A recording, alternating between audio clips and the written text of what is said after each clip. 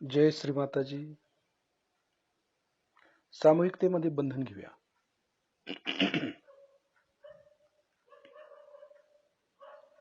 शिस्तीत बंधन घ्यायचं आपल्याला. कुंडलिनी चढवायचे. एक गाठ,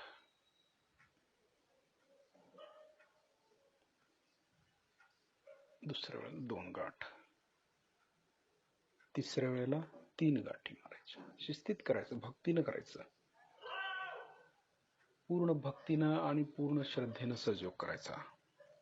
कवच घेताना पण आपण भक्तीनं घ्यायचं. श्रीमाताई आपल्याला संरक्षण देत आहेत आणि आपण संरक्षण घेतोय, म्हणून आपण तशा पद्धतीनं कवच घ्यायचं.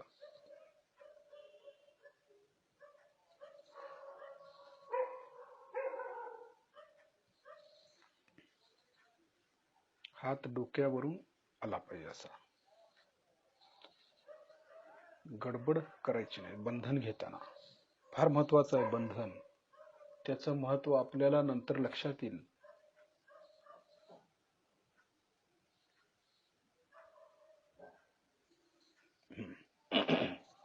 आता आपले दोन्ही हात श्रीमातांच्याकडे बघायचे. आपण श्रीमाताईंना लक्ष दोन्ही हातांच्या बोटांच्या वरती. आपण श्रीमातांच्या डोळ्यात मध्ये बघायचं आहे, डोळ्याकडे, आणि हाताच्या बोटांच्या वरती लक्ष केंद्रित करायचं.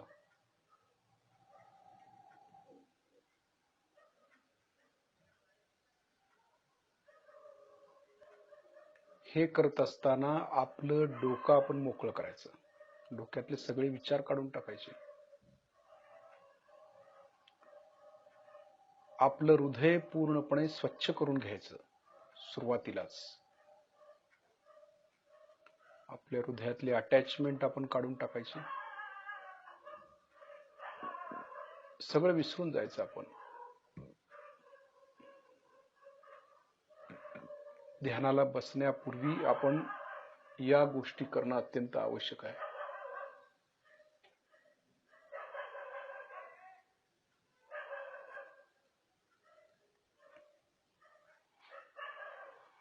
हृदयाची स्वच्छता असणं अत्यंत आवश्यक आहे.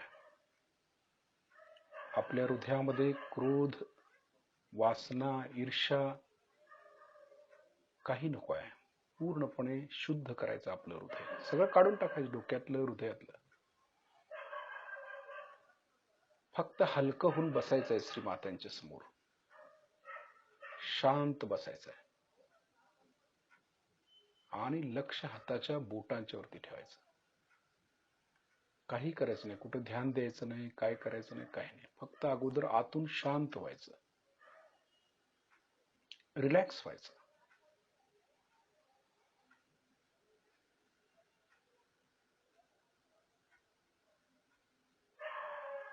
जशी बासरी पोकळ असते तशा प्रकारे आपण हलकं आणि पोकळ व्हायचं आहे. बासरी सारखं काही भरलेलं नको आहे. म्हणजे आपल्यालाही उठता बसता हलकं वाटायला पाहिजे, शरीर हलकं झालं पाहिजे. ध्यानाचा उद्देशच असा आहे की आपण हलकं झालं पाहिजे, शरीरानं आणि मनानं देखील. भरायचं नाही आहे, भरणं नको आहे. काय जे काय आतमध्ये भरायचं आहे ते चैतन्य भरायचं आहे, ठासून भरायचं आहे ते. म्हणून आपण चैतन्य खेचून घेतोय हातातून. श्रीमाता यांच्याकडून जे व्हायब्रेशन्स आपल्याला प्राप्त होत आहेत ते आपण हाताच्या बोटातून खेचून घेतोय एकसारखं.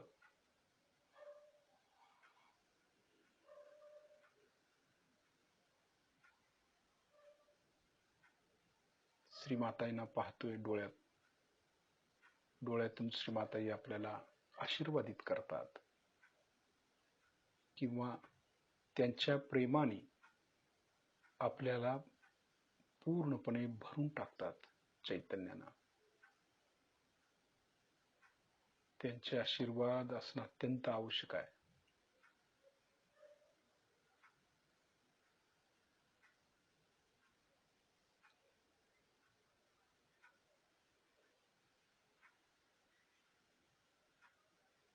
मोकळं आणि हलकं वाटलं पाहिजे. अशाच पद्धतीने आपण बसतोय. त्यानंतर काय करायचंय, हळूहळू आपले डोळे बंद करायचे. पूर्णपणे आपले डोळे बंद करून लक्ष हाताच्या बोटांच्या वरती. आपल्या दोन्ही हाताच्या बोटातून चैतन्य खेचून घेण्याचा प्रयत्न करायचा आहे. म्हणजे बोटातून घेतलेलं चैतन्य मनगटापासून कोपऱ्यापर्यंत हाताच्या तिथपर्यंत खेचायचं आहे. म्हणजे ते खेचलं जातं.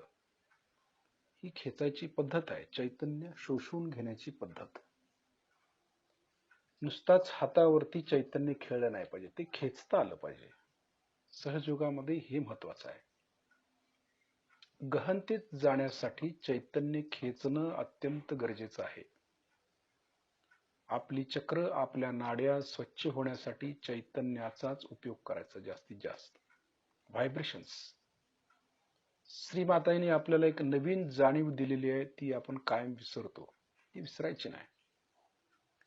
काही त्रास झाला, काय झालं, चैतन्य व्हायब्रेशन्स पहिला पाहायच्या, बघायचं. श्रीमातांच्या फोटो समोर बसायचं, स्वतःला बघायचं अगोदर. श्रीमातांनी विचारायचं, श्रीमाताजी माझं काय चुकलेलं, माझ्यामध्ये कुठल्या चक्राचा त्रास आहे आणि तो कशा पद्धतीने ठीक करायचा. लक्ष व्हायब्रेशन्स वर ठेवला तर संपूर्ण नॉलेज श्रीमाताई देत आहेत आपल्याला. आपणच आपले गुरु होऊन जातो, कारण डायरेक्ट कनेक्शन आपलं श्रीमातांशी आहे.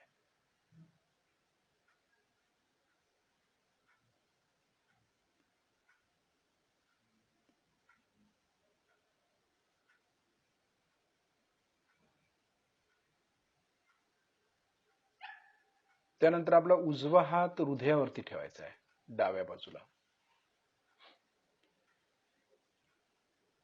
लक्ष हृदयात असणाऱ्या आत्म्याकडे द्यायचं आहे आणि म्हणूया, श्री माताजी आपल्या परम कृपेत मी शुद्ध आत्मा आहे, पवित्र आत्मा आहे.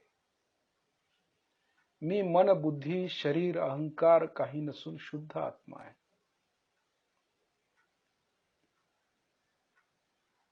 श्री माताजी आपल्या परम कृपेत मी आत्मा आहे, याचं चिंतन सतत पाहिजे आपल्याला. सतत आत्म्याकडे लक्ष पाहिजे. 24 तास लक्ष आत्म्याकडे असणं आवश्यक आहे. शरीराकडे जास्त नको, आत्म्याकडे पाहिजे. कारण ज्या वेळेला आपल्याला आत्मसाक्षात्कार होतो, त्यावेळेला आपलं चित्त आत्म्याकडं आणि चैतन्याकडेच पाहिजे. तर आपली पुढील प्रगती होते, नाहीतर प्रगती होत नाही आपली. ही 24 तासाची गुंतवणूक आहे आपली. सहजयोग म्हणजे 24 तासाची गुंतवणूक आहे. केवळ 1 तासाने आपल्याला त्याचा उपयोग होणार नाही. 24 तास केला पाहिजे सहजयोग. म्हणजे त्या स्थितीमध्ये असायचा प्रयत्न करायचा आहे आपण. कायम आत्म्याकडे लक्ष पाहिजे, चैतन्याकडे लक्ष पाहिजे. म्हणजे निगेटिव्हिटी आपोआप कमी होते. घरात बसून देखील आपण जर ध्यान केलात तर हे जे काय चैतन्य आहे,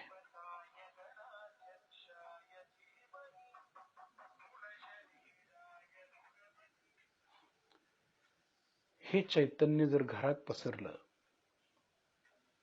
तर वातावरण शुद्धी होते, घरातली पण. म्हणून वैयक्तिक ध्यानाला का महत्व आहे, ते यासाठी की घरामध्ये जर आपण ध्यान धारणा केली तर आपल्या चैतन्याने, जे शस्त्रारमधून जे चैतन्य बाहेर पडतं, ते चैतन्य घरामध्ये पसरलं तर संपूर्ण घर शुद्ध होतं. निगेटिव्हिटी असेल तरी देखील पळून जाते. आपल्याला बाकी काहीच करावं लागत नाही, फक्त ध्यान धारणा करायची आहे. आणि त्या ध्यान धारणेतनं संपूर्ण शुद्धी स्वतःची पण होते आणि दुसऱ्याची होते, घराचीही होते, वास्तूची होते. यासाठी वैयक्तिक ध्यान धारणा महत्वाची आहे.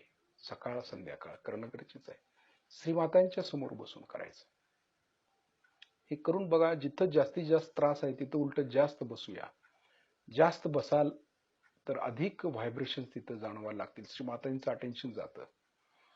आणि बरोबर सहस्त्रारच्या वर ध्यान करायला सुरुवात केली की तिथून चैतन्य संपूर्ण घरभर पसरतं आणि वातावरण शांत आणि शुद्ध होतं. सुरुवातीला थोडी चक्र लागतील, चक्र आपण सोडवायची, श्रीमातेने प्रार्थना करायची, परंतु आपला ठेका सोडायचा नाही, ती स्थिती सोडायची नाही. आणि त्या स्थितीमध्ये आल्यावर आपलं घर देखील स्वच्छ होऊन जातं, शुद्ध होऊन जातं. नाहीतरी कशाने शुद्ध होणार आहे घर? चैतन्यानेच होणार आहे.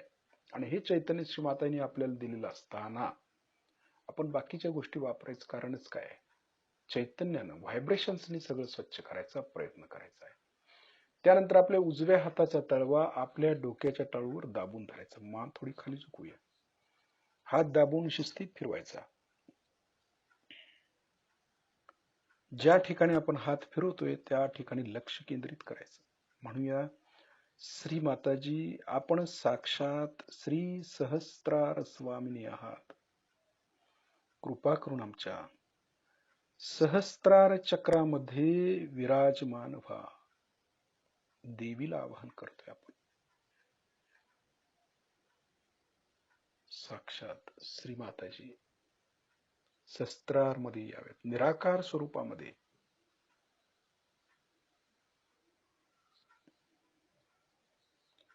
हात दाबून शिस्तीत फिरवायचा. पूर्णपणे कुंडलिनी वर येण्यासाठी आपण ह्या सर्व क्रिया करतोय.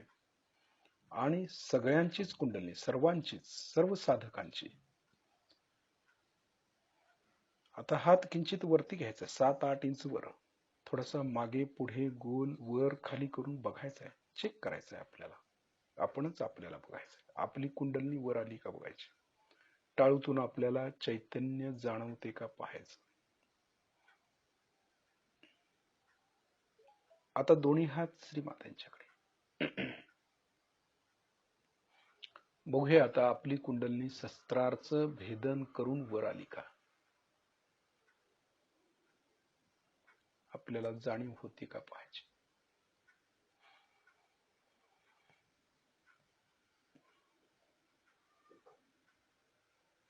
सहज मध्ये कुंडलिनी वर येते.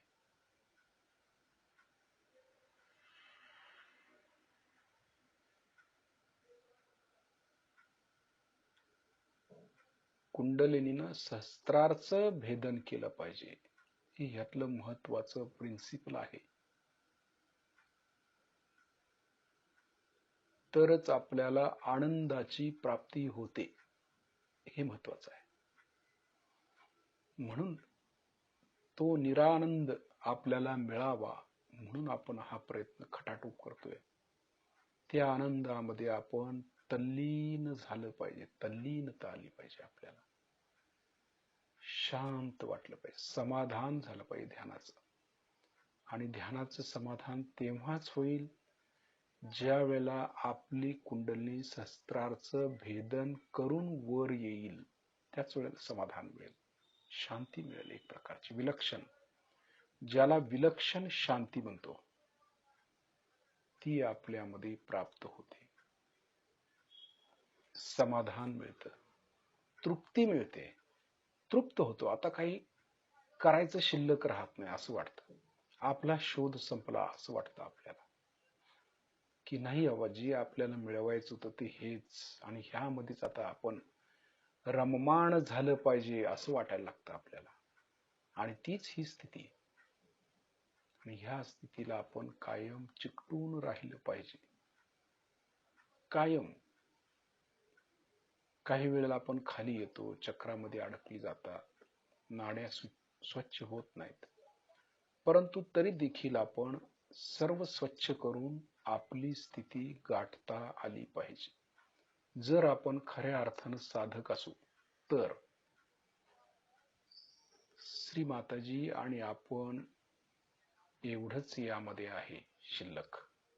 आपला आत्मा त्या परमात्म्याशी एकरूप झाला पाहिजे, म्हणजे योग घटित झाला. आधेमध्ये कोण कशाला पाहिजे. ही स्थिती प्राप्त करणं म्हणजे फार महत्वाचं आहे. आणि जशी ही स्थिती आपण स्थिर राहू, तस तसं श्री माताजी आपल्याला सर्व प्रकारचं नॉलेज द्यायला चालू करतात, ज्ञान देतात श्री माताजी. पण आधी कनेक्शन लागलं पाहिजे. कनेक्शन शिवाय ज्ञान मिळू शकत नाही. गहनतेत जाण्यासाठी ध्यानाची भूक लागली पाहिजे आपल्याला, आणि ती भूक लागली तर आपण कुठल्याही परिस्थितीमध्ये ध्यानाला बसतोच. मीठ पाणी आपण प्रामाणिकपणानं करतोच, वैयक्तिक ध्यान पण करतोच, कारण आपल्याला ते मिळवायचं आहे. हा एकच ध्यास आपल्यामध्ये पाहिजे, निष्ठा. श्रीमातांच्या वरती अढळ निष्ठा पाहिजे, आणि तशी निष्ठा असेल तर आपण कायम शस्त्राच्या वर राहू. महत्वाचं आहे ते. थोडस वरती.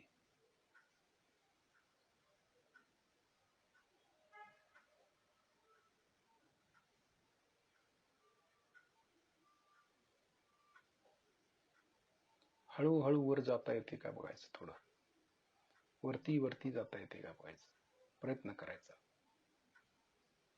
1 फूट, 1.5 फूट, 7 फूट येते का बघायचं. अंदाजे जायचंय, मोजायचं काही कारण नाही. अंदाजे वरती वरती जाता येतं का. 14 फूट म्हणजे वर वर वर, शिस्तात वर जायचं. येते का बघायचं, प्रयत्न फार महत्वाचा आहे. आणि कलेक्टिव्हली गेलं तर लवकर प्राप्त होतं आपल्याला ते. कलेक्टिव्हली पण ध्यान हे करायचं आहे, आणि वैयक्तिक पण जाता येते का बघायचं आहे. म्हणजे आपली ताकद त्यामध्ये किती लागते हे कळतं आपल्याला, त्यासाठी आहे. वरती वरती जायचं.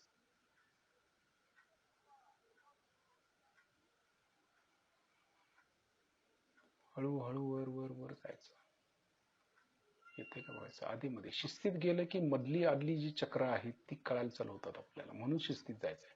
फटकन कुंडलिनी वर गेली, जसं आता मूलाधार मधून डायरेक्ट कुंडलिनी सहस्त्रारमध्ये आली तर मधली चक्र आपल्याला कळतात का, नाही, परंतु वर आलेलं जाणवतं.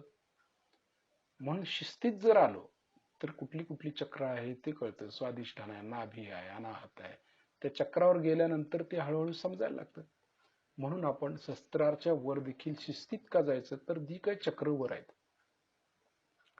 त्या चक्रांची इमॅजिन करत नाही आपण, परंतु जाणीव झाली पाहिजे खरोखर हे चक्र आहे बाबा इथे. मग असं हे चक्राला आपलं चित्त धडकलं जाऊन की चैतन्याद्वारे कळायला चालू होतं. ते चित्तामध्ये चैतन्य आहे. जसं एखाद्या व्यक्तीचा जर आपण विचार केला तर त्या व्यक्तीला बरोबर चित्त गेलं की त्यातलं जे काय आहे ते सगळं तुमच्या हातावरती येतं की नाही, ते समजतं आपल्याला. व्हायब्रेशन समजतात. काही त्रास झाला असेल तर ते कळतं. ते कसं कळतं मग, कारण चित्त गेलं ना त्यांच्याकडे. तसं शस्त्राच्या वर जात असताना ज्यावेळेला वरची चक्र आपल्याला लागतील हळूहळू, तसं चैतन्यानं कळायला लागतं की बदल होतो चैतन्यामध्ये. समजतं बाबा ही चक्र आहे. मग आणि वर गेलं की कुठलं लागतं चक्र, असं करत करत वर गेलं की आणखी समजा कुठलं लागलं, लगेच चैतन्यात बदल झाला, म्हणजे वरावा ही चक्र आहे कळतं. पंचमहाभूत तत्वाचं जे एलिमेंट्स आहेत, घटक आहेत ते, किंवा तन्मात्रा आहेत, त्याद्वारेच ही चक्र बनलेली असतात, आणि ते आपल्याला लक्षात आलं पाहिजे.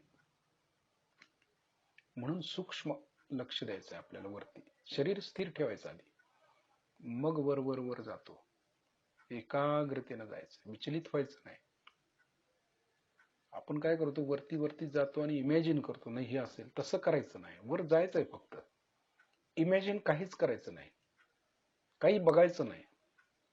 फक्त ती स्थिती अनुभव आला पाहिजे. प्रॅक्टिकल आहे हे, चैतन्याद्वारे कळलं पाहिजे. काय वर काय हातावरती काय येतं ते कळलं पाहिजे. ज्याला महसूस होणं म्हणतो आपण, बघायचं नाहीये, जाणवतं ना. जसं चैतन्य हातावरती जाणवतं आपल्याला, काय आपण इमॅजिन करतो का ते, पण जाणवतं नाही हो, जाणवा लागले म्हणजे काहीतरी आहे ना. तसं ते वरती जाणवलं पाहिजे, इमॅजिन नाही. म्हणून वर वर वर जायचंय आपल्याला, फक्त चित्त वर वर घेऊन जायचंय कुंडलिनीला. मग एक एक चक्राची जाणीव आपल्याला होईल हाताद्वारे. ते चक्र समजा तिथं चित्त गेलं तर ती काय स्थिती आहे ते कळतं आपल्यालाच. ते आपल्या देहावरती, देहाच्या लक्षणावरनं दिसायला चालू होतं, किंवा ह्या मनुष्य हा साधक जो आहे तो ह्या चक्रापर्यंत पोहोचलेला आहे. दुसरा साधक आहे तो ह्या चक्रापर्यंत गेलेला आहे. हे समजतं बॉडी लँग्वेज, बोलण्यावरून, चेहऱ्यावरून समजतं कुठल्या स्थितीला आहे तुम्ही, ते सांगायची गरज नाही. म्हणून हे चैतन्याद्वारे आपल्याला समजावं की आपण कुठल्या स्थितीमध्ये आहे, इतर साधक कुठल्या स्थितीमध्ये आहेत. एवढ्या मोठमोठ्या गप्पा मारणारी माणसं आहेत, साधक आहेत, खरोखर पोचलेत का ते? कसं कळणार तुम्हाला? हे हाताच्या बोटावरती समजलं पाहिजे. त्यांच्या स्थितीवरून, डोळ्याच्या स्थितीवरून कळायला पाहिजे खरोखर ही व्यक्ती कुठपर्यंत पोचू शकते किंवा कुठपर्यंत पोचलेली आहे.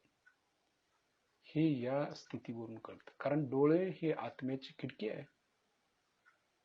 आत्म्याची खिडकी आहे डोळे म्हणजे.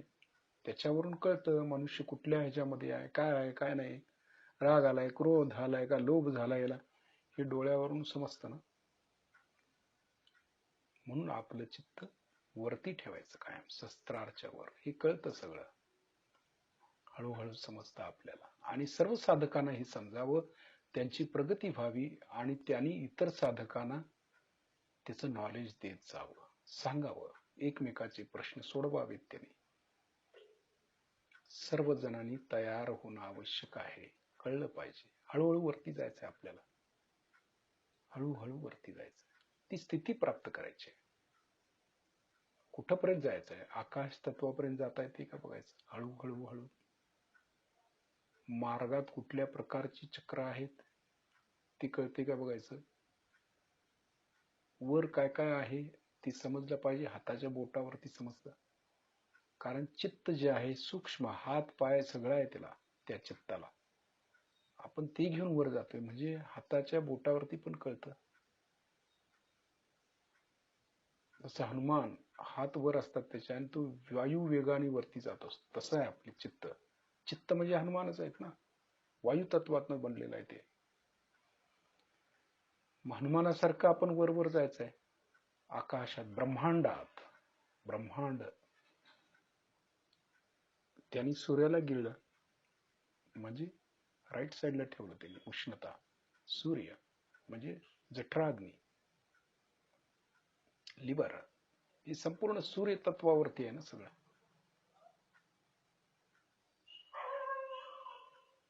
हळूहळू हळू वर जायचं आपल्याला.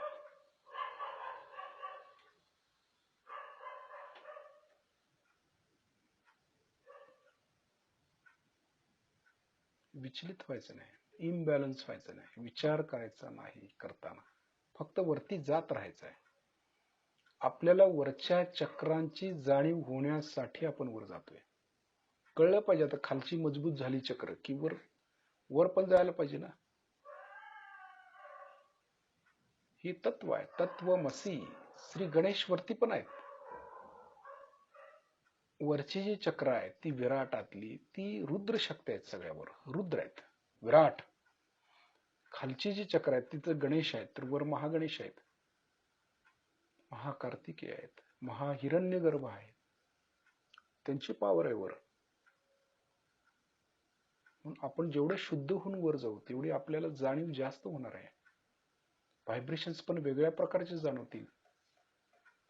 जसं शस्त्राच्या आतील चक्र, खालील चक्र जे आहे त्यांच्या व्हायब्रेशन्स वेगळ्या जाणवतात बॉडीमध्ये.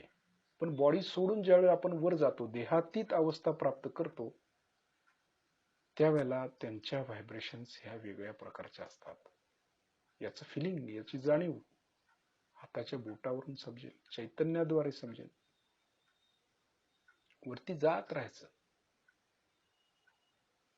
कारण बॉडी तर नष्ट होते एक दिवस, परंतु चैतन्य नष्ट होत नाही, आपण नष्ट होत नाही. शरीर नष्ट होईल, आत्मा नाही नष्ट होत. आत्मा अमरच आहे, अजर अमर आहे तो. मग तो म्हणजे आपण आहे. मग देहाची का काळजी? देहातीत अवस्था का नाही मिळत? ती प्राप्त केली पाहिजे. ते शिवतत्व आहे, तेच आत्मतत्व आहे, ते अमरत्व आहे, ते मिळवायचं आहे. वरती वरती आकाशपर्यंत जायचं बरं, ब्रह्मांडात.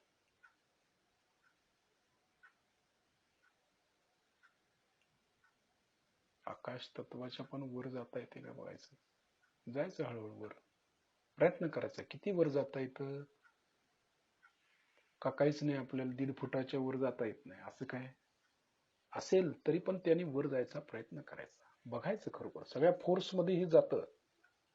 कुंडलिनी वरती वरती जाऊ शकते, आपण तसा प्रयास करत नाही, कधी तपश्चर्या करत नाही, म्हणून ते कळत नाही. आपली धाव कुंपणापर्यंतच नाही आहे, गरुड भरारी आहे ती.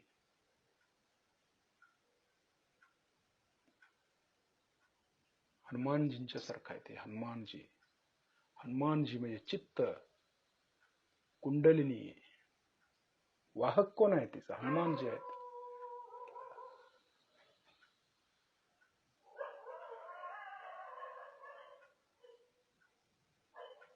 भ्रांतीतून बाहेर यायचं आपण, भ्रांती नाही, रिअल खऱ्या अर्थानं कळलं पाहिजे. सत्य, चित्त आणि आनंद हे समजलं पाहिजे आपल्याला. वरती राहायचंय, वरती राहायचंय, एकाग्र चित्तानं राहायचं, प्रयत्न करायचा. किती वर जाऊ शकतो आपलं आत्मपरीक्षण करून आपणच बघायचं. आपण खरोखर स्थिर राहू शकतो का वर? खरोखर वरती वरती वरती जाऊ शकतो का आकाश तत्वात? जसं शिवाच्या जटेतून गंगा येते, ती गंगा आपण किती वरपर्यंत नेऊ शकतो? चैतन्याची गंगा आहे ती.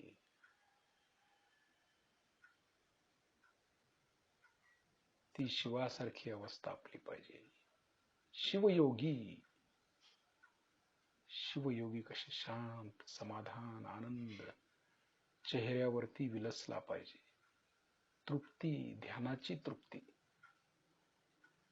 तृप्त झालो बाबा आता असं म्हणलं पाहिजे. ती समाधान, तो आनंद चेहऱ्यावरून ओसंडला पाहिजे,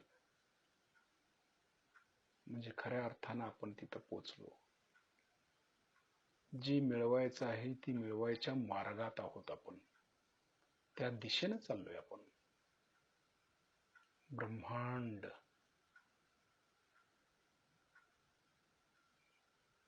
विराट म्हटले त्याला, विराट, विराटाच्या दिशेने वाटचाल आहे आपली. विराट आणि विराटांगना वरती आहेत ते.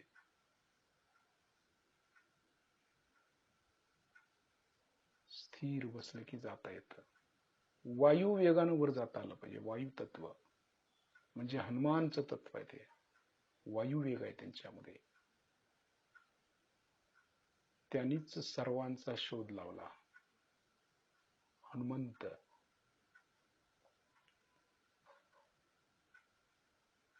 हनुमानाशिवाय शक्य होत नाही हे विराटातलं भ्रमण. वायू वेगानं फक्त हनुमानजी करू शकतात, म्हणून त्यांचं सहाय्य घेतो आपण. वायू तत्व त्यांचं आहे, वायुपुत्र आहेत ते, बजरंगबली.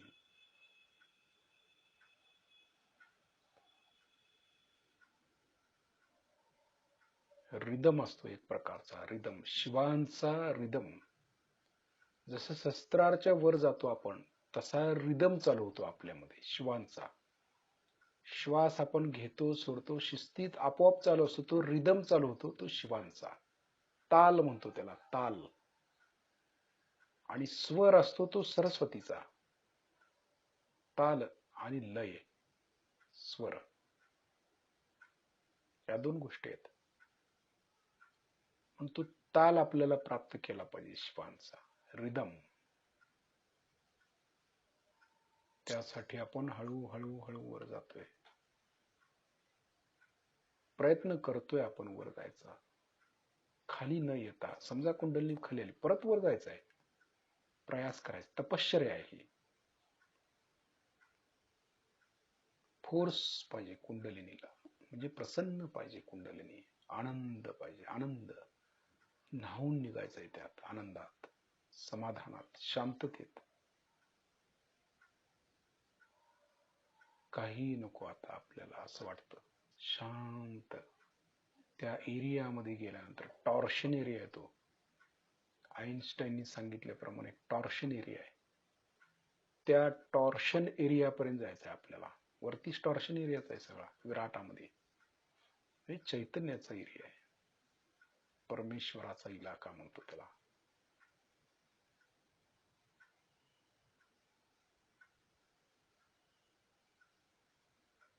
काही समजतं का बघायचंय वर जाऊन, काही जाणीव होते का वर जाऊन बघायचंय.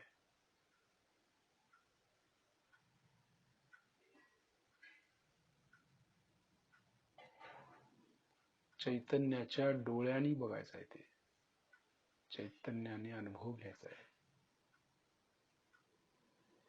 शोधक साधक आहे आपण, शोधक शोधायला लागलोय. अजूनही काहीतरी वर आहे बाबा, शोधतोय. खरोखर जाणवते का बघायचं.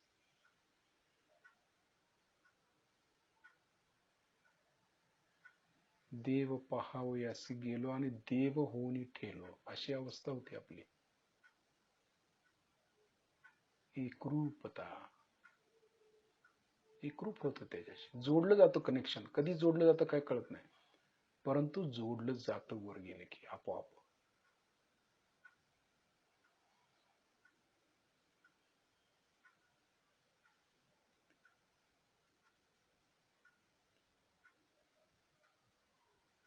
एक 10 ते 15 मिनिटं त्या स्थितीमध्ये बसायचं आपल्याला. वरती वरती जात राहत बसायचंय, जात राहायचंय वर. आकाशाच्या पण पलीकडे जाता येते का बघायचंय हळूहळू वर. स्थिरत्व, स्थिर होऊन जायचंय. म्हणून स्थिर बसायचंय अगोदर. देह भान हरपून वर जायचंय.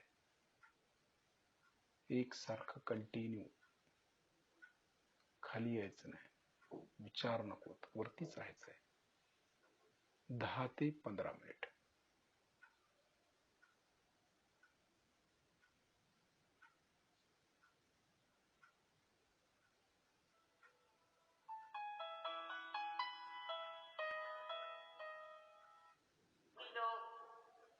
यज्ञ वगैरह करते थे तो उसको डिस्टर्ब करने के लिए, अशांत करने के लिए बहुत से लोग, जिन्हें कि हम लोग राक्षस कहते हैं, वो हड्डियां ला करके डालते थे. इसमें उनका क्या लाभ था? इससे उनको कौन सा लाभ होने वाला था? कोई सा भी इसमें उनका लाभ नहीं था. लेकिन वो ऐसा क्यों करते थे? वो ये भी नहीं जानते थे कि ऐसा करने से महापाप लगेगा. इसी प्रकार मनुष्य भी इस कलयुग में अनेक तरह की बाधाएं परमात्मा के कार्य में करते रहते हैं. विशेषकर कलयुग की एक बड़ी खूबी है, कृष्ण ने कहा था कि विनाशाय च दुष्टतां और परित्राणाय साधना. आजकल दुनिया में कोई भी पूरा साधु नहीं है और कोई भी पूरा दुष्कृत नहीं है. बड़े बड़े साधुओं के दिमाग में भी शैतान घुसे हुए हैं और बड़े बड़े शैतानों के दिमाग में भी थोड़ी परमात्मा की लहर आ रही है. यही कलयुग है, यही द एज ऑफ कंफ्यूजन है. इसके अलावा इस संसार में आजकल अनेक मार्गों से, अनेक से राक्षसों ने भी एक गुप्त रूप से, एक सूक्ष्म रूप से जन्म लिया हुआ है. उनके भी बहुत बुरे वातावरण सारे दूर फैले हैं. जैसे ही हमारे वाइब्रेशंस है वैसे ही उनके भी वाइब्रेशंस हैं, जिसको कि हम कह सकते हैं कि राक्षसी प्रवृत्तियां हैं जो मनुष्य को खींचती हैं, उसको नीचे की ओर खींचती हैं, उसको हर समय डुबाना चाहती है, उसका ऊंचा उठना रोकती है. ये धरती और ये जड़ तत्व, ये भी अंदर से प्रकाशित है. ये धरती भी जानती है, ये भी समझती है, लेकिन ये जिस जड़ तत्व से बनी हुई है वो जड़ तत्व भी हमें नीचे खींचता है. अभी आप कुर्सी पे बैठे हैं, अगर आपसे कहा जाए कि आप जमीन पर बैठिए तो आप बैठ नहीं सकते. एक मरा हुआ पेड़, उसकी कुर्सी बनाई गई, उस पे आपको बैठने की आदत हो गई, अब आप जमीन पे नहीं बैठ सकते। इस शरीर ने गुलामी कर ली उस कुर्सी की। कुर्सी की गुलामी तो बहुत दूर तक जाती है। ये तो एक साधारण कुर्सी की बात हो गई। उसके बाद जब कुर्सी की बहुत बड़ी बड़ी गुलामियां हो जाती हैं तो किसी भी हालत इंसान कुर्सी छोड़ने को तैयार नहीं होता। उसके भी अनेक नाटक आप लोग देखते रहिए और हम भी देखते रहते हैं। इसी प्रकार ये जड़ तत्व हमें खींचता है नीचे में, हर समय इस आत्मा को दबाने के लिए, कुचलने के लिए, इसके आनंद को नष्ट करने के लिए। एक माँ के रूप में मैं आपसे ये कहूंगी कि अपने अंदर छिपी हुई आत्मा की शक्ति को जगा करके इस जड़ तत्व के ऊपर आप आ जाए। इस जड़ तत्व को अगर आपको वास्तविक इसका आनंद उठाना है तो इसके खोपड़ी पे सवार हो जाए। जैसे समझ लीजिए ये सुंदराबाई हॉल है, ये मेरा नहीं है, न मैंने बनवाया है, नहीं इसके किसी रजिस्ट्रेशन से मेरा मतलब है, ना ये किसकी प्रॉपर्टी है उससे मेरा मतलब है। लेकिन इसका मजा मैं उठा रही हूँ, चाहे इसके ओनर ने कभी इसका मजा नहीं उठाया। क्योंकि जिस दिन ये मेरा हो जाएगा सर दर्द हो जाएगा मेरे लिए कि इसका रजिस्ट्रेशन कराऊं, तो मैं पुलिस में इन्फॉर्म करूं कि आज फलाने की वो होने वाली है, तो आज इतने लोग आने वाले हैं, तो फिर इनकम टैक्स में जाऊं, फिर इनकम टैक्स वालों से पैसा बचाऊं, फिर इनकम टैक्स वालों ने कहा कि नहीं साहब आपने ज्यादा दिया तो और मैं ब्लैक मार्केट करूं, फिर ब्लैक से उधर जाऊं, हर समय परेशान। ऐसा पागलपन साहब हम नहीं करने वाले। हमारे नाम से एक इनकम टैक्स नहीं कटता। परमात्मा की कृपा है और अति परमात्मा की कृपा है कि एक भी कौड़ी की संपत्ति कृपया मेरे नाम से भगवान ने नहीं दी। इससे बढ़ के आनंदी जीव आपको कहीं नहीं मिलता। ये तो एक दिमागी जमा खर्चे की ये आपके नाम चीज है। ये तो रजिस्ट्रेशन ऑफिस में लिखा है कि ये चीज आपकी है भाई, लेकिन कल जब आपका परवाना आ जाएगा तो रजिस्ट्रेशन ऑफिस तो यहीं रह जाएगा। तब इस जड़ तत्व के पीछे में क्यों परेशान? देखिए कि जब आप जागरूक हो जाएंगे तो आपको वाकई हंसी आएगी। जब मैं इस संसार में आई तो मुझे लगता था कि अजीब पागल खाने में आई हुई हूँ मैं। यहाँ लोग इस छोटी छोटी चीज के लिए ये मेरा ये तेरा, और जबकि सबको पूरी तरह से मालूम है कि मेरा तो कुछ रहता ही नहीं, ये मेरा बेटा है, ये मेरी बहू है, ये मेरा बाप है। कभी बड़ा आश्चर्य होता है कि मेरा कौन सा है। जो मेरा है, जो मेरा स्वार्थ है, मेरा जो स्व का अर्थ है, उसको जानने की बजाय किस चीज को ये लोग स्वार्थ समझे बैठे। स्वार्थ शब्द का अर्थ ही नहीं लगता है। स्व का अर्थ जहाँ लगे वही स्वार्थ।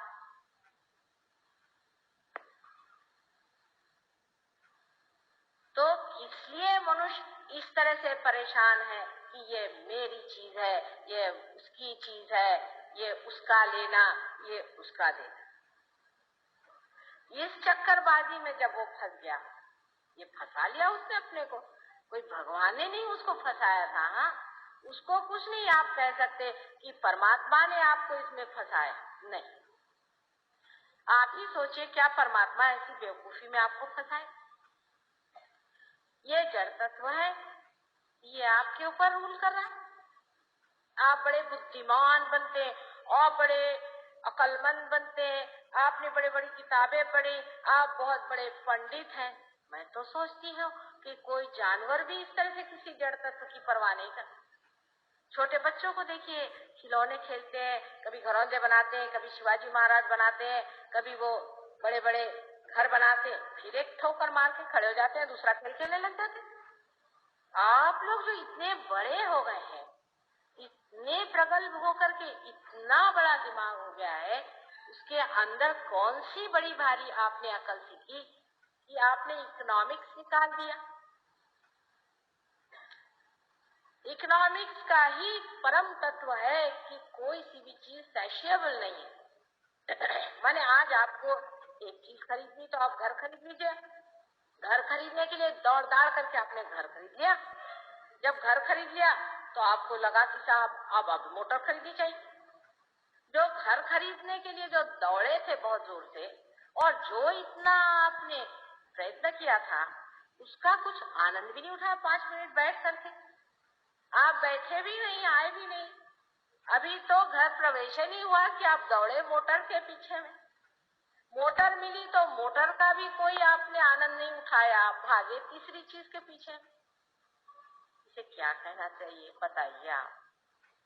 इसे कोई समझदारी तो नहीं कह सकता। इसे कोई बड़ा भारी इवोल्यूशन तो आदमी नहीं कह सकता। सब इतने वर्षों की 12,000 वर्ष से मनुष्य संसार में है, सारी चीज को जोड़ समझ करके यही एक निकल आया। कम से कम अब जागना चाहिए कि इस जड़ तत्व ने कभी भी आनंद मनुष्य को दिया नहीं। कर दिया होता तो यह सैशिएबल होता। तृप्ति जब हुई नहीं तो उस चीज के पीछे दौड़ना है।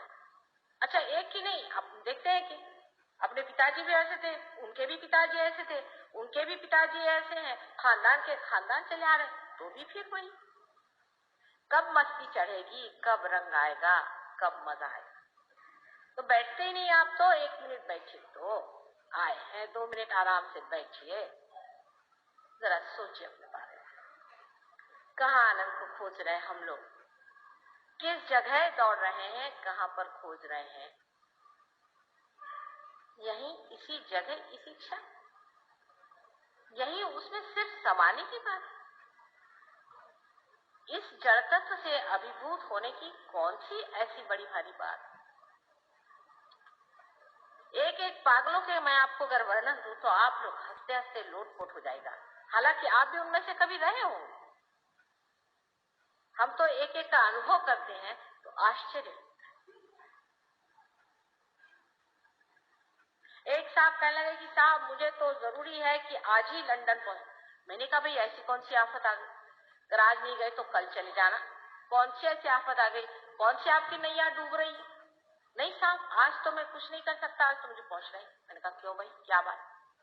बात यह है कि कल मुझे एक बॉलरूम डांसिंग वहां पे हो रहा है, क्वीन के सामने, वहां डांस करना। अरे भाई, वो क्वीन क्या जाने कि हजारों डांस कर रहे हैं, उनमें से तुम कौन सी बला?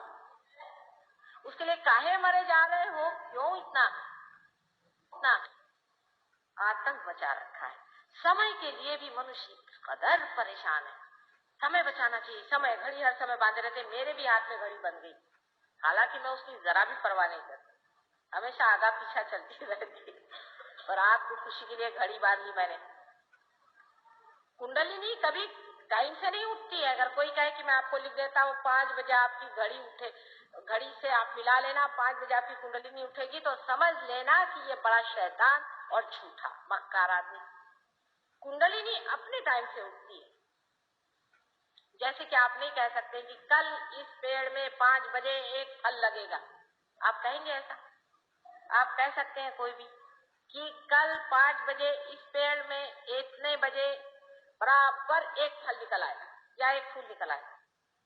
कोई सी भी जीवंत चीज आप एग्जैक्टली जिसको कहते हैं बता सकते हैं टाइम से किसी वक्त हुई?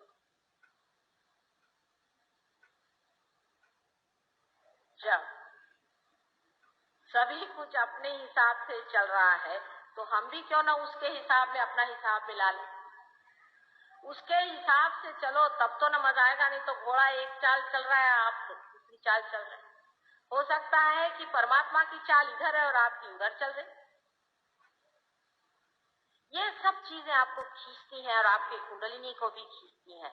तो पहला तत्व हमारा जो है, इसे हम गणेश तत्व कहते हैं, ये जड़ तत्व है। गणेश तत्व का मतलब है साक्षात ब्रह्म तत्व। लेकिन ये जड़ तत्व में पाया जाता है। कार्बन के जैसे 4 हाथ होते हैं, उसी तरह श्री गणेश के 4 हाथ हैं। और कार्बन जो है वो इन केमिकल्स का गणेश। कार्बन के आए बगैर कोई सी भी चीज जीव भी उसमें आ नहीं सकती। माने जितने भी चीजों में जीव आया हो उसमें कार्बन का होना जरूरी होता है, और इसीलिए कार्बन ही सारे केमिकल्स में गणेश तत्व की तरह से बराबर बीचों में टेट्रावेलेंट 4 वैलेंसी वाला होता है। अब अगर मैं किसी केमिस्ट्री वाले से ये कहूं कि कार्बन जो है ये गणेश तत्व से संपादित है, माने पूर्णतः संतोष में है, वो चाहे तो 4 को ले ले 4 को ले ले, क्योंकि 8 ही हो सकते हैं इसलिए, तो लोग कहेंगे कि माता जी कहाँ की बात कहाँ करें, क्योंकि आपने इसे देखा नहीं है, आपने इसे जाना नहीं है, आपने इसे सुना नहीं है, इसलिए आप ये सोच रहे हैं कि कार्बन का और गणेश जी का क्या संबंध हो सकता है।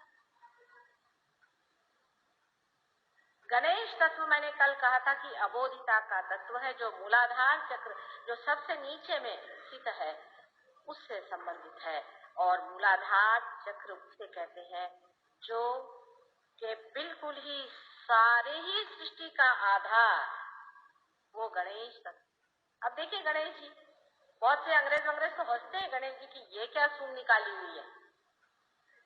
इधर भी लोग गणेश जी की पूजा उजा करते हैं, पर उनको पता नहीं कि गणेश जी चीज क्या। गणेश जी अबोधिता का, इनोसेंस का, पवित्रता का एक बड़ा भारी प्रतीक है। और परमात्मा ने सारी सृष्टि बनाने से पहले, या आपका ही आदि शक्ति ने सारी सृष्टि की रचना करने से पहले श्री गणेश की रचना की। इस संसार को पूरी तरह से पवित्रता से भरा, और वही ब्रह्म तत्व है जो सारी चीज में व्यापित है। धीरे धीरे वो ब्रह्म तत्व की बाहरी हिस्से में पृथ्वी तत्व की आदि जड़ताओं से घिसता पिटता, जैसे कि कोई आकाश को बादल घिर लेते हैं, उस तरह से वो ब्रह्म तत्व हर एक में पूरी तरह से लिपटता हुआ, छिपता हुआ अंदर होता है। ये श्री गणेश का तत्व हमारे अंदर भी है, सबके अंदर है। और सबसे पहले क्योंकि इस तत्व को बनाया था, इसीलिए पहले हम लोग श्री गणेश की वंदना करते। श्री गणेश को माना जाता है कि उनके तक ब्रह्मा, विष्णु और महेश तक नहीं, सबसे ऊंचे तत्व जो है श्री गणेश को माने जाते हैं। कारण जो भोला भाला सीधा साधा आदमी होता है उस तक कोई सा भी गुरु घंटाल नहीं पहुंच सकता। उसकी अपनी एक चित्त सी शक्ति, वो सारी शक्तियों को पराभूत करके और हमेशा कीचड़ में कमल की तरह सुरभित होता है, उससे सुगंध है। गणेश की स्थापना वैसी है जैसे कि कीचड़ में कमल हो। मूलाधार चक्र की स्थापना भी हमारे अंदर उसी जगह है जहां से सेक्स भी संचालित होता है। श्री गणेश एक अबोध बालक की तरह है। इसका मतलब यह है कि जब आप देवी के दरबार में आए और जब आप शक्ति को अपने अंदर आवाहन करें, जब आप कुंडलिनी की जागरूक करें जो आपकी माँ बैठी हुई है, उस वक्त आपका लक्ष्य, आपका विचार सेक्स से रहित होना चाहिए। उसकी चेतना तक नहीं होनी चाहिए। जैसे छोटे बच्चे के लिए सेक्स की कोई चेतना नहीं, इस तरह श्री गणेश की कोई भी चेतना नहीं है। अभी एक साहब मेरे पास आए तो मुझसे कहने लगे कि भाई मैं आपको माँ कैसे कहूँ, मैं आपको बहन कहता हूँ। मैंने कहा क्यों साहब? मेरा सबसे बड़ा बेटा 98 साल का है, आप क्या उससे भी बड़े हैं क्या? वो देखने लगे। जिसके अंदर श्री गणेश का तत्व आ गया तो ही मेरा बेटा है। ध्यान धारणा के वक्त, देवी की शक्ति जगाते वक्त मनुष्य को अबोध बालक के जैसे होना चाहिए। और ईसा मसीह ने कहा है कि आपको छोटे बच्चों जैसे अबोध होना चाहिए, तभी आप परमात्मा के साम्राज्य माने सहस्त्रार में आप आ सकते हैं। हालांकि वही गणेश जी हैं और वही गणेश जी का तत्व लेकर इस संसार में, माने ब्रह्म तत्व से बने ही संसार में आए। इसीलिए मूलाधार में तो गणेश स्थित है, लेकिन उनका पीठ यहाँ पर है। जैसे कि दिल्ली में प्राइम मिनिस्टर का पीठ है, चाहे वो दुनिया में घूमे, इसी तरह से उनका पीठ यहाँ पर है और यहाँ पर ईसा मसीह का है। जैसे कि एक ही कॉइन के दो हिस्से होते हैं, उसी तरह से श्री गणेश और क्राइस्ट। अब इंसान की अकल इतनी गंदी है और इतने महामूर्ख लोग हैं, खासकर वेस्ट में, जहाँ की आप सोचते हैं कि एक से एक अकलमंद लोग रहते हैं और हमको उनसे बहुत कुछ सीखने का है। आपको सुन के आश्चर्य होगा और विश्वास नहीं होगा कि अब वो लोग इस तरह की एक पिक्चर बना रहे हैं जिसमें वो दिखाना चाहते हैं कि ईसा मसीह का बहुत बुरा संबंध अपनी माँ के साथ है।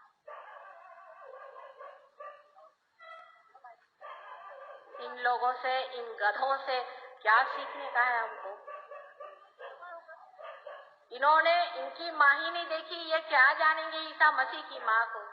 हमारे देश के लोग इस चीज को समझ नहीं सकते। इसीलिए ये पुण्य भूमि है, ये योग भूमि है, ये बहुत बड़ी महान यज्ञ भूमि है। ऐसे गधे यहाँ पनप ही नहीं सकते। इस तरह के गधे लोग मैंने यहाँ कोई नहीं देखे। कोई होंगे एक आध कहीं पर ऐसे घूम रहे होंगे, आपने देखे हो तो बताइए।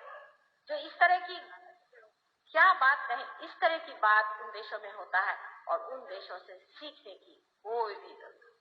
अब जो लोग कहते हैं कि कुंडलिनी सेक्स से उठती, वो उसी तरह के पापी और अत्यंत दुष्ट महाराक्षस लोग हैं और ऐसे लोगों को ठोकरों से उड़ाना चाहिए, हालांकि वो अपनी गति नर्क में बना रहे हैं।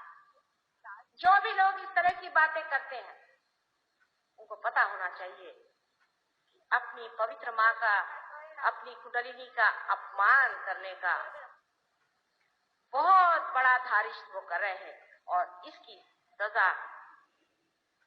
सजा ही कोई नहीं, इस कदर इसकी सजा है कि मनुष्य एकदम पाताल लोक हमेशा के ही लिए भस्म होकर के रह जाए। हजरत अली साहब, उनका नाम लेने से भी आपका डायबिटीज ठीक हो सकता है।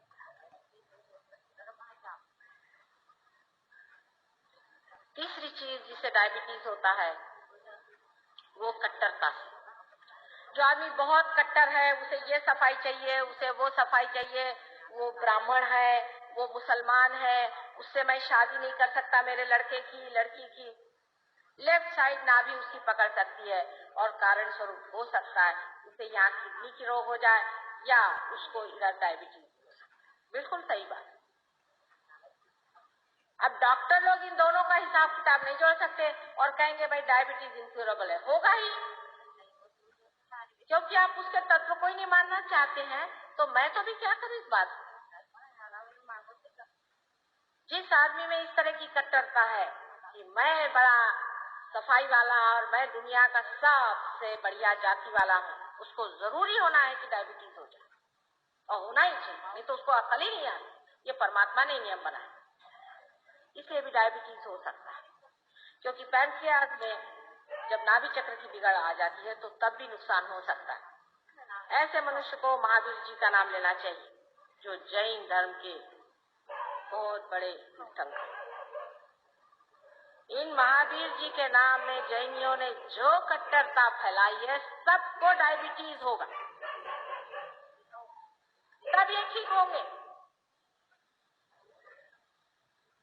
महावीर जी का नाम लेने से ठीक नहीं हो सकता, पहले पार होकर के तब आप महावीर जी को स्मरण करें, क्योंकि महावीर जी और बुद्ध जी का साथ दोनों ही आपके पेट के अंदर है, जिसे हम सूर्य और चंद्र नाड़ी कहते हैं, उसके मौके पर बिल्कुल मुंह पर है। तो चंद्र नाड़ी पर श्री महावीर जी का स्थान है और राइट साइड में बुद्ध का स्थान। ये दोनों ही सीता जी के दो लड़के लव और कुश हैं, जो बहुत अनादिकाल से बने हुए हैं और जो पूर्णतया मनुष्य थे, पूर्णतया मनुष्य थे।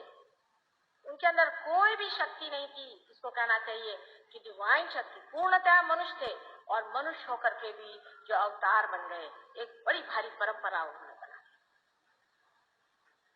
ये दो इंसान भगवान बुद्ध और भगवान महावीर। बुद्ध को मानने वाले ये नहीं जानते हैं कि बुद्ध जो है वो सूर्य नाड़ी पर है। सूर्य नाड़ी पर होने का मतलब है कि सूर्य के जैसा तेजस्वी होना चाहिए। उल्टे बुद्ध के मानने वाले जितना ब्लैक मैजिक कर रहे हैं आज संसार भर में, आश्चर्य की बात है कि जो कोई करने आता उसके बराबर ही उल्टे बैठे। दुनिया भर का ब्लैक मैजिक, दुनिया भर का तांत्रिक, दुनिया भर के ये भूतों के मामले सारे ये बुद्धों ने ले लिए। आप अगर लद्दाख में जाएं, आप अगर चाइना में जाएं, अब तो चाइना कुछ बदल गया, एकदम ही बेकार गया, लेकिन तो भी आप जापान में जाएं, कहीं भी जाएं, सिवाय भूतों के और इन्होंने कुछ नहीं किया। कहने के लिए ये लोग बुद्धिस्ट साक्षात सूर्य स्वरूप है वो, जहाँ की एक भी भूत नहीं ठहर सकता। भूत माने गया बीता हुआ। आप अगर कोई सी भी किताब पढ़े चाइनीज, आप कोई सी भी जापानीज किताब पढ़े, तो सब अपनी गत ही बातें करेंगे। आप अगर जापान में जाए तो बताएंगे हमारे सामुराई ऐसे थे, हमारे फलाने ऐसे। अरे भाई आप क्या है? जितने भी हमारे फार ईस्टर्न लोग हैं सारे ही अपने को बुद्धिस्ट कहलाते हैं और सब जो है वो चंद्र नाड़ी पर चल रहे हैं। चंद्र नाड़ी पर मनुष्य को प्रेम में आप कट्टरता नहीं रखते, नहीं रख सकते, बहुत मुश्किल है। कोई भी कट्टरता नहीं चलती। मुझे अगर कोई आकर के कुछ खाने को देता है तो मैं उसको नहीं मना कर सकती। उसके हाथ गंदे होंगे, कहाँ से लाया होगा, कौन सी बाजार से लाया होगा, कैसे लाए ना, खिला दे। जैसे कि बिल्ली के बेर खाए थे। सोचिए एक बूढ़ा बिल्ली जात की बिल्कुल नीच जात होती है, कहाँ से बेचारी बेर तोड़ के लाई, हर एक में दांत लगा लगा के जिसे देखा उसे अपने मुंह में डाल के उसे श्री राम साक्षात श्री विष्णु के अवतरण उन्होंने प्रेम से हृदय में लगा के खाया। और सीता जी से कहा कि तुमने ऐसे बेर कभी खाए नहीं होंगे, और लक्ष्मण से कहा कि एक बार ये बेर खा लो, फिर तुम्हारा संताप नहीं होने वाला, तुम ठंडे हो जाओ। क्या ये प्रेम की महिमा परमात्मा बता के चले गए। और आजकल जो लोग कहते हैं कि भाई हम इसके हाथ का नहीं खा सकते, हम उसके हाथ का नहीं खा सकते, वो कौन सा रामायण पढ़ते परमात्मा का? सवेरे रामायण पढ़ेंगे, उसके बाद कहेंगे कि हम तो इसके घर का नहीं खाते, हम तो उसके घर का नहीं खाते। उसके लिए गांधी जी को बताने की कौन सी जरूरत है?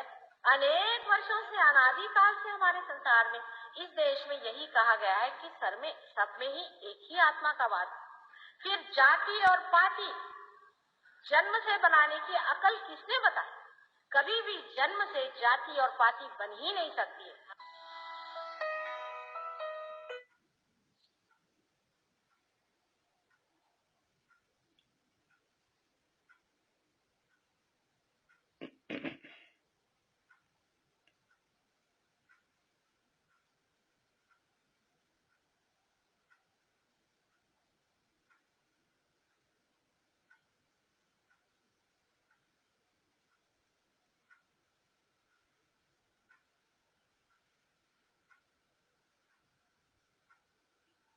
वरून थोडस खाली यायचं आता आपल्याला.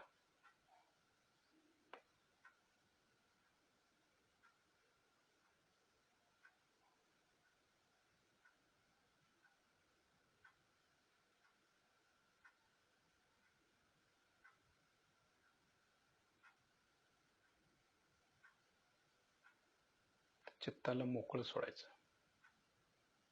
आता कुठंच लक्ष द्यायचं नाही, चित्ताला फक्त मोकळं सोडून टाकायचं, रिलॅक्स मध्ये बसायचं, सहज अवस्थेत. आपल्या चित्ताला मोकळं सोडायचं, कुठेही जाऊ दे ते. फक्त ते कुठं जातंय आपण बघायचं, त्याला मोकळं सोडायचं.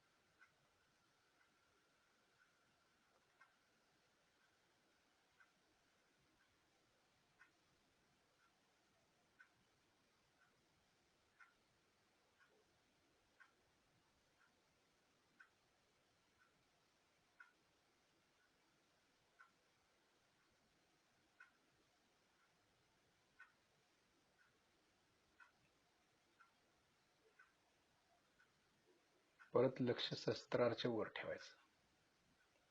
आता जाणीवपूर्वक चित्त वर ठेवायचं. फरक लक्षात येतोय का बघायचं. मोकळं सोडल्यानंतर कुठं जातं आणि जाणीवपूर्वक लक्ष वर दिल्यानंतर कुठं जातं चित्त. शिस्तीत आपले डोळे उघडायचे. श्रीमाता यांच्याकडे बघायचं.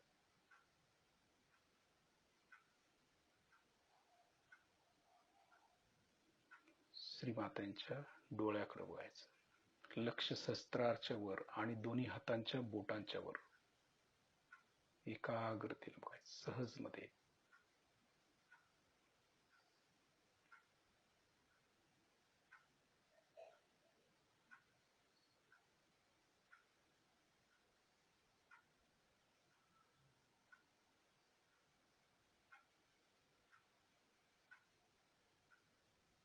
पूर्णपणे आपली कुंडलिनी शस्त्राच्या वर आली जाणवते.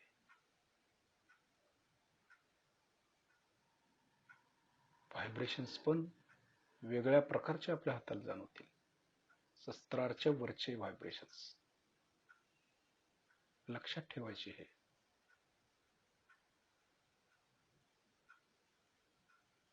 श्रीमातांना आपण नमस्कार करूया, त्यांचे आभार मानूया. श्रीमाताजी आपल्या चरणाशी कोटी कोटी प्रणाम, कोटी कोटी प्रणाम. शिस्तीत आपण बंधन घेऊया.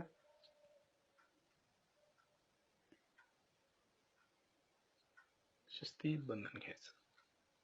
चैतन्य जाणवलं पाहिजे. हाताला, बोटाला चैतन्याची गाठ मारतोय आपण.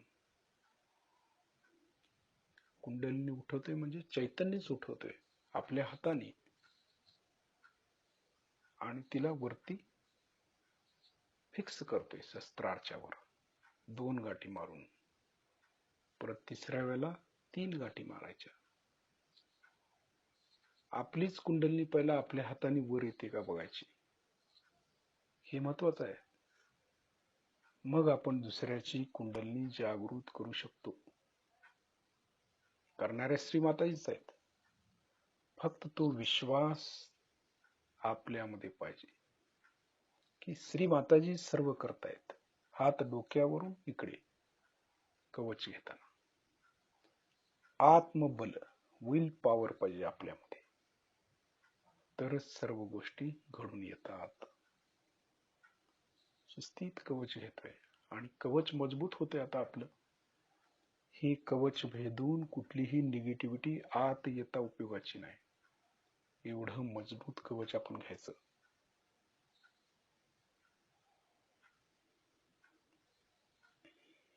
आता उद्या आपण वैयक्तिक ध्यान धारणा करायची. अगदी प्रामाणिकपणाने करायचं. खरोखरच आपली ताकद काय आहे ते आपल्याला समजली पाहिजे. आपण आता एवढं ध्यान करतोय तर वैयक्तिक बसल्यानंतर कशा प्रकारे ध्यान लागतं त्याचा अनुभव घ्यायचा आणि त्या शस्त्रार मधल्या चैतन्यातून आपलं घर पहिला स्वच्छ करून घ्यायचं. ज्या ठिकाणी आपण राहतो ते घर आपण चैतन्यानं स्वच्छ करायचं आहे. उद्या वैयक्तिक ध्यानाला बसल्यानंतर जे चैतन्य शस्त्रार मधून बाहेर येईल त्या चैतन्यानं संपूर्ण घर आपण स्वच्छ करायचं आहे. म्हणजे ते चैतन्य पसरवायचं आहे. सगळ्या रूम मध्ये पसरवायचं आहे.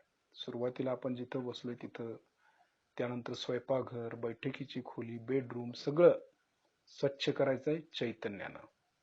हाच प्रयोग आपण उद्या करायचा आहे. उद्या दिवसभर आपण शस्त्राच्या वरतीच राहायचं आहे. जय श्री माताजी.